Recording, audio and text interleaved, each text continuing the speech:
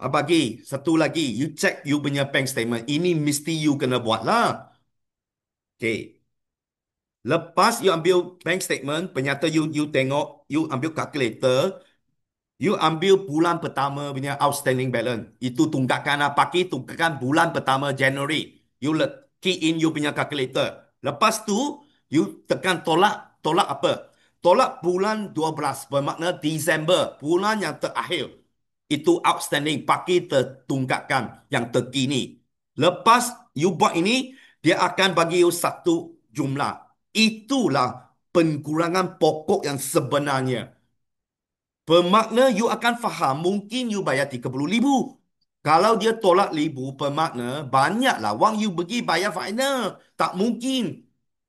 So you kena check betul-betul ni. Mungkin bukan you bayar 30,000. Ada customer bayar shop lot, bayar factory. Satu tahun bayar 500,000 pun ada. Oh, itu bukan you punya wangnya. Oh, pergi check lagi. Okay? Bagi encouragement lah, pergi check betul-betul. Kerana you sudah ada masa, you dengar kami bagi contoh, ini memang pergi check. Ada tempat lah, banyak lah check lagi. I tunjuk ini paling simple apa you nak check. Okay?